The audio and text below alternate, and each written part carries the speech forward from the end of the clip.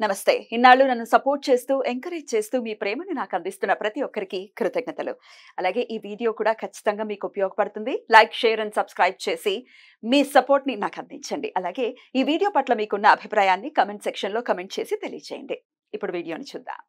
నమస్తే, welcome to our channel. నేను పద్మిని. ప్రస్తుతంతో పాటు ప్రముఖ ఆధ్యాత్మికవేత్త, ప్రముఖ ఆస్ట్రాలజర్, న్యూమరాలజిస్ట్, జెమాలజిస్ట్ తనిష్క గారు మనతో పాటు ఉన్నారు. మాట్లాడదాం. మేడం నమస్తే. నమస్తే అమ్మా. మనం చెప్తూ ఉంటాము లోన్స్ అంటే అప్పుల జోలికి వెళ్ళొద్దు అని చెప్తూ ఉంటాము. కానీ కొన్ని అప్పుల జోలికి వెళ్ళాలి, కొన్ని కోరికలు తీరాలంటే ఇవాళ రేపు.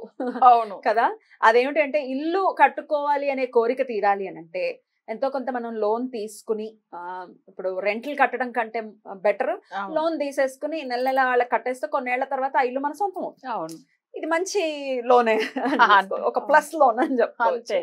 లోన్ రావట్లేదండి మాకు అని కంప్లైంట్ చేసే వాళ్ళు ఉంటారు. అవును, రకరకాల అంటే పిచ్చి పిచ్చి లోన్స్ వచ్చేయడం గురించి నేను అడగట్లేదు. అవును, అంటే అవసరం లేకుండా ఆ లోన్స్ గురించి అడగట్లేదు. నిజంగా ఒక ఇంటి గురించి, ఒక ప్రాపర్టీని మనం మనకి రావాలి, ప్రాపర్టీని మనం చక్కగా ఏర్పరచుకోవాలి అంటే లోన్ రావాలి అని అంటే ఒకవేళ లోన్కి సంబంధించి ఇబ్బందులు ఫేస్ చేస్తున్న వాళ్ళు ఎట్లా దాని నుంచి బయటపడచ్చు, మీరైతే ఏం చెప్తారు? ఓకే.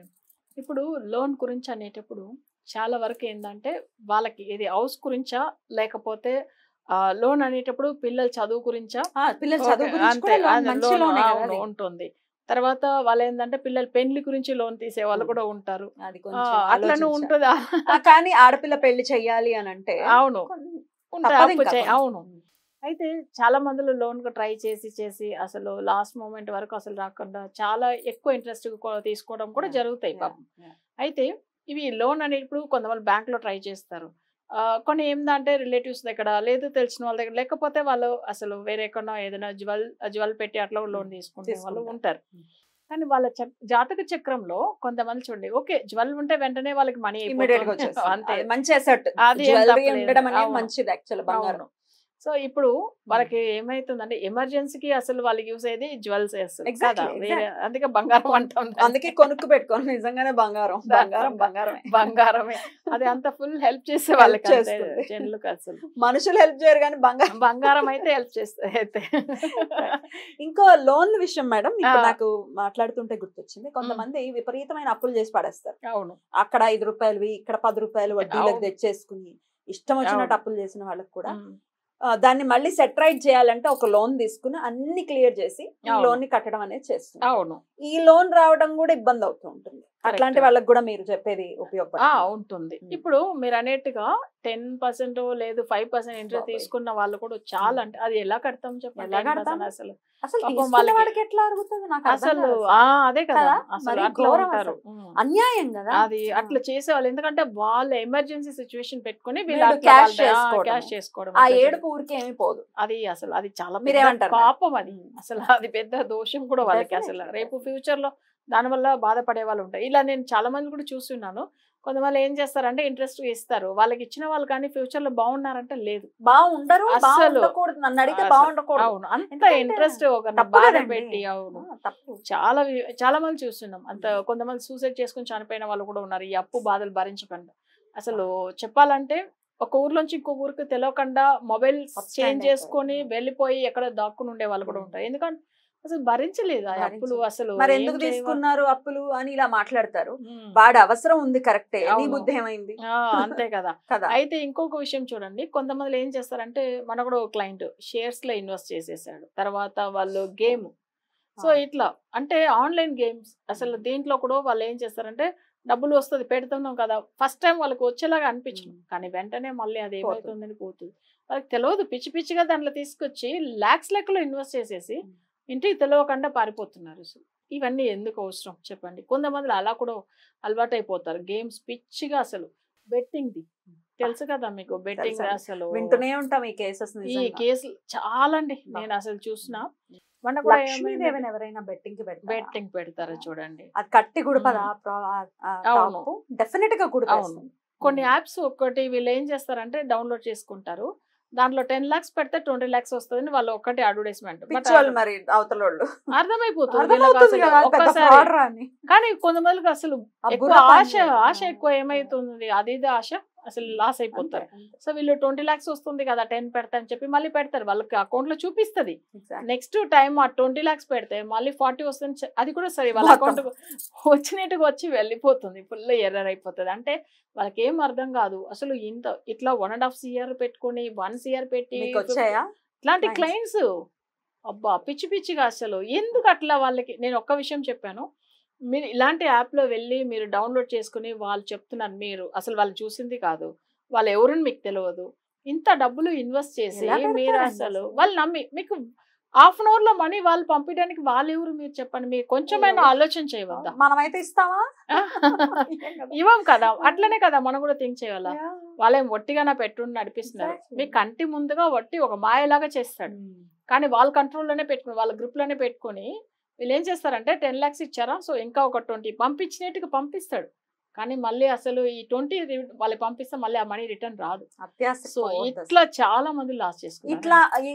ఇట్లా లాస్ చేసుకోవటం, డబ్బులకి సంబంధించి అప్పులే. రైట్. ఈ అప్పుల నుంచి బయటపడడానికి మళ్ళీ ఇంకొక అప్పు చేయడం, ఇంకొక అప్పు, ఈ లోన్ల కోసం ట్రై చేయడం ఎండ్ ఆఫ్ ది డే. మరి లోన్ల కోసం అయితే మీరు ఎట్లాంటి రెమెడీస్ ఇస్తారు? ఇప్పుడు లోన్ అంటే ఇప్పుడు ఒక విషయం చూడండి, వీళ్ళ దగ్గర ఒక 5 year ఉంది అంటే 1 year లోన్ వెళ్ళొచ్చు, తప్పలేదు. ఎందుకంటే ఏదో ప్రాపర్టీ ఉందో ఏదో ఉంది. బట్ వీళ్ళు వాళ్ళకున్న 5 year ప్రాపర్టీ అంటే 10 year లోన్ తీసుకుంటే ఎక్కడ సాల్వ్ అయితే మళ్ళీ ఇంకా పెద్దగా బర్డెన్ అయిపోతుంది కదా. మనకు ఎంత డబ్బులు ఉందో, సో ఇప్పుడు ఒకరికి 10 lakhs చేతిలో క్యాష్ ఉంది, వాళ్ళు 5 lakhs వేరే ఏదైనా ట్రై చేయొచ్చు, బిజినెస్ గురించి అప్పు వేరే ఏదైనా చేసుకోవచ్చు, లేదు నన్నలే ప్లాన్ అది లేదు. వీళ్ళకి ఒక ఎమర్జెన్సీకి మన దగ్గర మనీ ఉంది కదా అని. కానీ అట్లా కాదు, జనులు ఏం చేస్తారు, మన 10 lakhs ఉంది ఇంకా 20 lakhs అప్పు తీసుకొచ్చి చేస్తాం బిజినెస్ లో అంటే అది ఇంకా టోటల్ లాస్. బట్ మళ్ళీ ఎక్కడ వెళ్తారు, మళ్ళీ ఆ లోన్ కు మళ్ళీ ఇంకొక లోన్.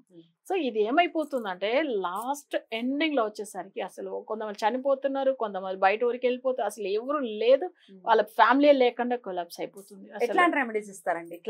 ఇది వచ్చి రుణ బాధలకు కొన్ని వశీకరణం ఉందండి. ఆ రుణ విమోచనం అంటే రుణం బాధల నుంచి బయటపడాలి.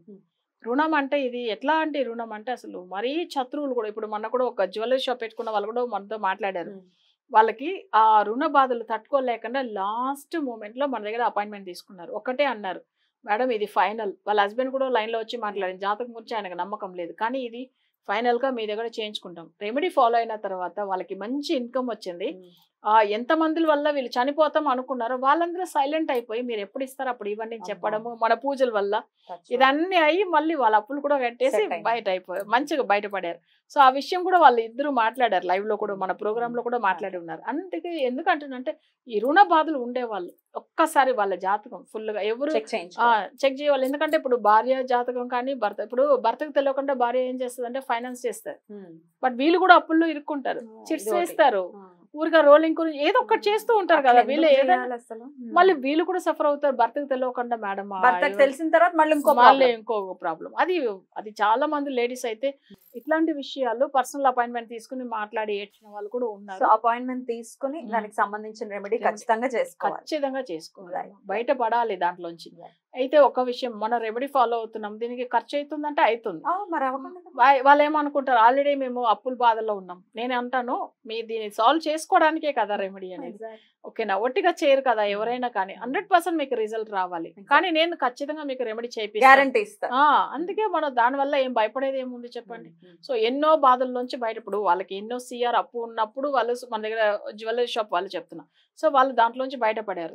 ఎందుకు అందరికి రాదు రెమెడీ చెప్పండి. పర్ఫెక్ట్ గా ఫాలో అవుతే తప్పకుండా వాళ్ళకి, అసలు నేను చెప్పిన క్లయింట్స్ కూడా ముస్లిమ్స్, వాళ్ళు పూజలు ఫాలో అయ్యారు కదా, మన హిందూ చేసుకున్నారు వాళ్ళే కదా. ఇప్పుడు మన లైవ్ లో మాట్లాడింది మర్చిపోయారు. కానీ ఎందుకంటే నేను చెప్తున్నాను, ముస్లిమ్స్ అయినా క్రిస్టియన్స్ అయినా అప్పులు ఉన్నాయి, కానీ హిందూ అయినా కానీ మన పూజ మీద నమ్మకం ఉండి ఫాలో అయితే ఇస్తాం, లేకపోతే ఇవ్వమని చెప్తున్నా నేను. ఎందుకంటే దేవుడు అందరికీ సమానమే. మీరు ఎవరైనా కానీ సమస్యలు ఎవరికి ఉందో వాళ్ళకి తప్పకుండా సొల్యూషన్ ఉంటుంది.